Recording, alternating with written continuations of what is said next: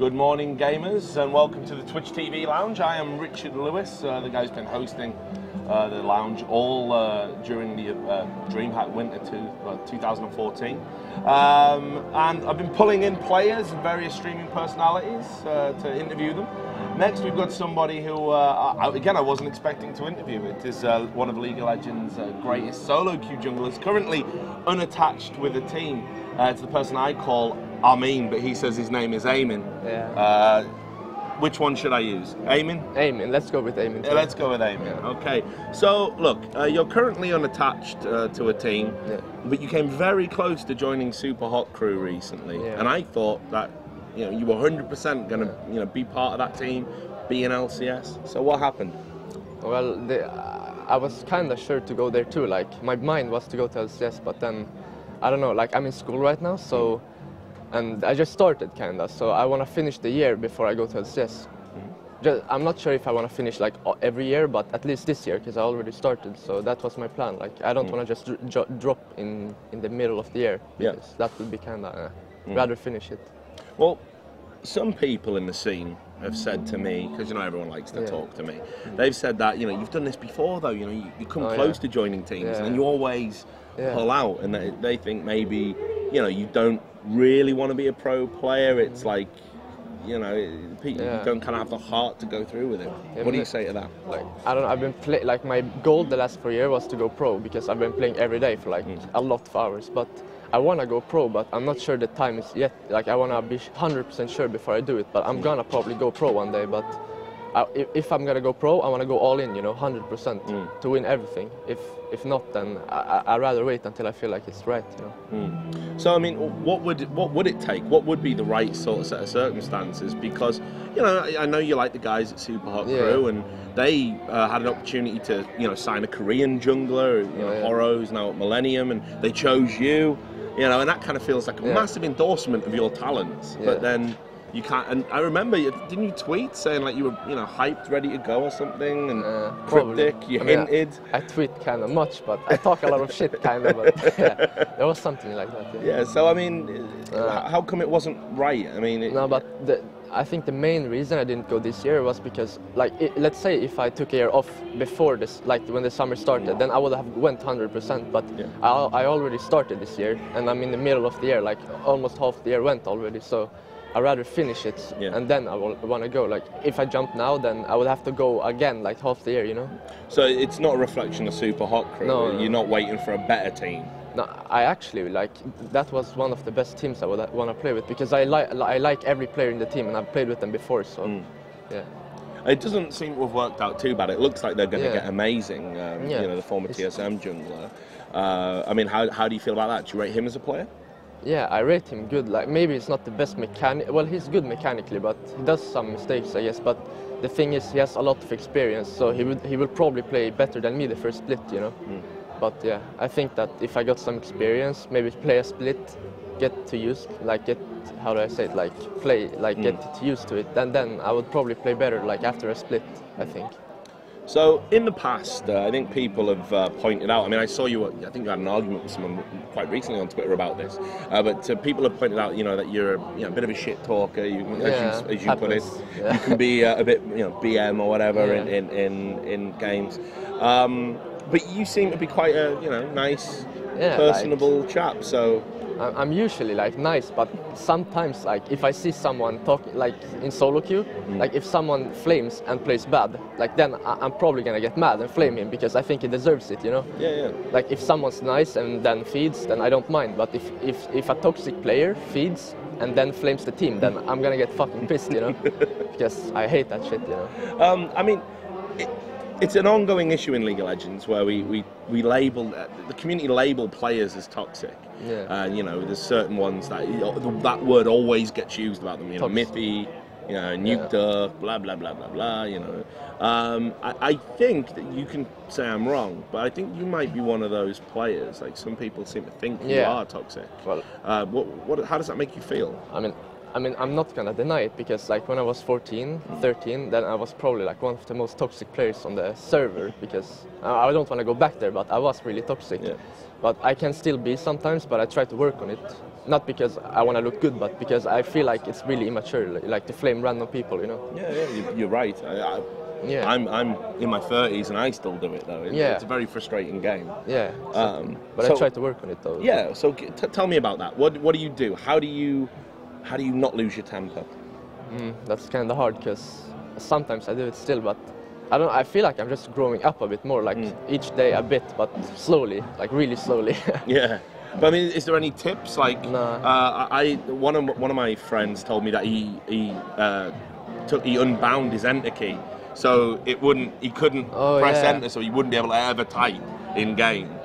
Some people as well, they always say they type it out, but they press delete. They feel better for typing it, but you don't need to actually allow the other person to read it. But I usually just change up my words. Like, let's say if I ping, like if I'm jungling and I ping the enemy jungler and saying, oh, he's coming bot. And then they die. Like 2 years ago, I would have said, "What the fuck are you doing? You're so fucking bad!" Like, you know. Yeah. But now I just usually write a smiley face or something. You know, I don't want to flame them, but I have to write something. So I just write a smiley face or like something like that. Spreading the love. Yeah, kind of. So let's talk about jungling, because obviously you're one of those guys that's on the periphery of being pro. You're considered a very good jungler. The current patch 420 has made a lot of changes to the jungle, and if I remember right, I think I overheard you saying that you thought this was the worst patch of all time. Yeah, I don't know, the 420 Swag It patch, I don't like it at all. Like, I think it's like one of the worst patches ever made. Well, come on, tell me why. List all the reasons you hate it. So basically, I don't care about the mid lane or top lane or whatever, but the jungle is, it feels like they want to remove all the early pressure. Like I see myself as a carry jungler, you know? I get fed, I get my team fed, and then I ward and shit, you know? But now it feels like they want you to farm all the time, like no pressure on them, how do I say it, like ganking pressure, you know? It feels really useless, like no impact in the jungle, you know? I can't impact the game, that's how it feels like, and the jungle is, I'm pretty sure they're gonna change a lot of the things though, like I'm pretty sure, this is the pre-patch, right? Or pre-season? Well, yeah, it's pre-season at the moment, yeah. I'm pretty sure they're gonna change a lot of it though. What would you change? I mean, it feels like, you know, the frog and shit, they want like a laner to help you. Yeah. But if they want to have that kind of idea, I think they should go back to season 3, you know, when they help you at wolves, and then go into the blue buff and make it spawn a bit earlier, maybe 150 or something, then that would be fine, I think. Yeah. What about having the additional camps, you know, has that made a difference? Because now, I mean, Riot said they wanted to make a more varied jungle pathing, so it was a bit less predictable. I mean, do you think that's added anything to the game? Yeah, I think it gives a lot of more opportunities, like where to go and stuff, but I don't think that's the bad part of it. I think that's fine, like, it doesn't really matter that much. And what about the jungle items? You know, the machete build paths now are a bit... I mean, I'm still getting a grip of them. I haven't had a lot of time to play the game, and I'm a jungle main as well, not quite as good as you. Okay, so I think the smiting items are kind of shit. I don't think they're going to be used, like, competitive. I think the only item you should go for is, like, you know, the AoE one? Yeah, where you smite and they get stunned, and do you do AoE damage? I think that's by far the best one. Okay. But I mean, you think they'll maybe whittle them down as people don't use them? Yeah. Like get rid of some items, maybe? I think either they're gonna like change or buff the smiting ones a bit, or nerf the AoE one. They have to balance it out a bit, because like if you go into high elo, you never see anyone buy, like if you see like a good jungler, a main jungler, like he's gonna buy the AoE one like 99% of the time, unless he plays Warwick and then smites the enemy and one-shots him. But well, I'm glad you brought up Warwick, because you disagreed with me yesterday, and you said, I said Warwick right now is probably the most broken thing in the game, and you were just like, it's not a problem, but it really feels like he's so overpowered. Like again, I'm only playing I'm playing at a much lower level than you, but he's always picked or banned. Yeah, that's true. Like in solo queue, like I can probably pick Warwick 2 and go 10-0 every game, but if I'm gonna judge something like being OP, I always look at competitive play, and I'm pretty sure that's never gonna work in competitive. Like, let's say the split starts in like 1 month, right? Or like 1.5. I don't think anyone's gonna play Warwick, because like, let's say they already changed the patch and made it like no pressure early game. Imagine if you pick Warwick, you're not gonna exist in the game. Like, you really need, like, I think the main junglers are still gonna be like Lee, Elise, Jarvan, and maybe Ka. I'm not sure, I haven't played him yet, but yeah.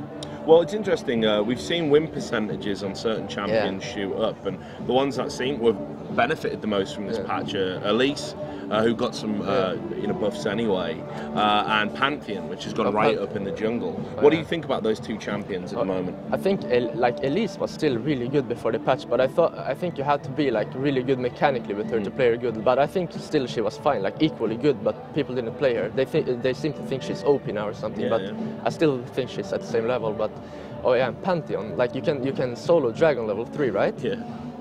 I don't like that though, because let's say you do that, you get the Dragon, sure, you get the advantage to your team, but you're probably gonna be like 2 levels behind, you know. Yeah. That's another reason I don't like the patch. Like if you do something, if you make a move and it doesn't work out like 100%, you're gonna be fucked for entire game, not the entire game, but for a long run, you know. You're gonna be you're gonna be really behind. Let's talk about teams at the moment, because you say you like to have competitive comparisons, and you obviously watch all the competitive play. Which teams do you think right now, with all this crazy season, all the people are signing players left and right, in Europe, which team do you think's had the best off season? The off season, I think like Alliance are pretty.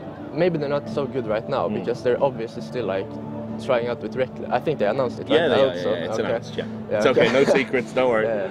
Yeah, so like Reckless is, I think it's like top 3 AD carries in the world for sure. Like it's really fucking good. Yeah. So that team, they're gonna be top 2, I think, again.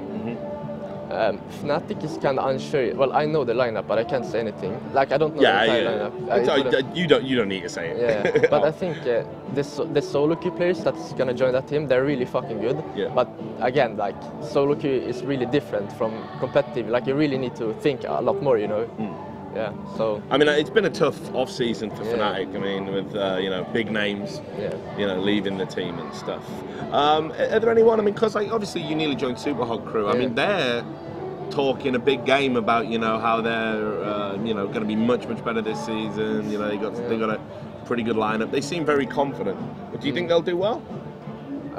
I think they might do fine, maybe top 5 if they play good, like top 6 maybe. I don't know. I don't think they're gonna do really good this bit. I mean, I don't want to like talk shit, but I think they lost pretty big names like me and Mitty. I don't know if I'm gonna say that, but Mitty probably not gonna join either. So.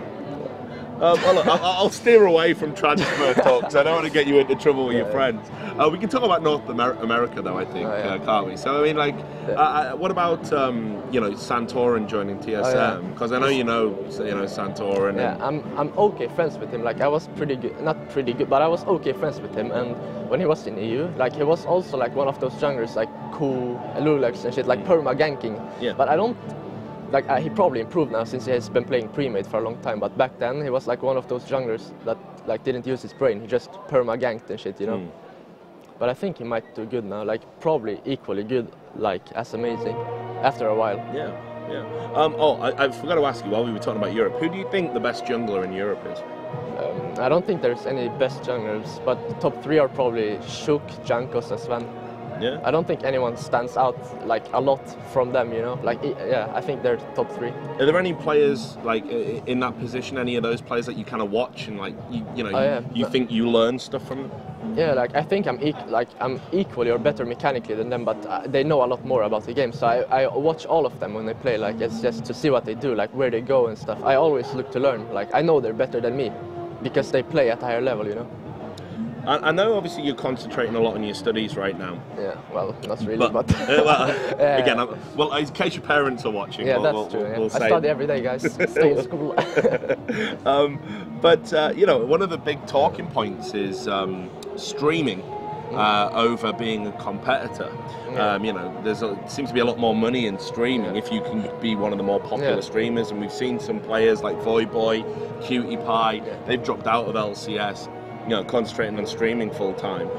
What do you think about that? Do you think, it's understandable? Of course, like if you look at let's say Cutie Pie, he's not really good anymore. He's good, but not any top level. Like he can't be better, I think. Yeah. He's reached his how do I say it? Like peak. So then it's a really good decision because look, he has like 20k viewers average, right? Or something like that, or even more. I don't know. Yeah, I think it's the best decision he can make. Like he's gonna get fucking rich out of that.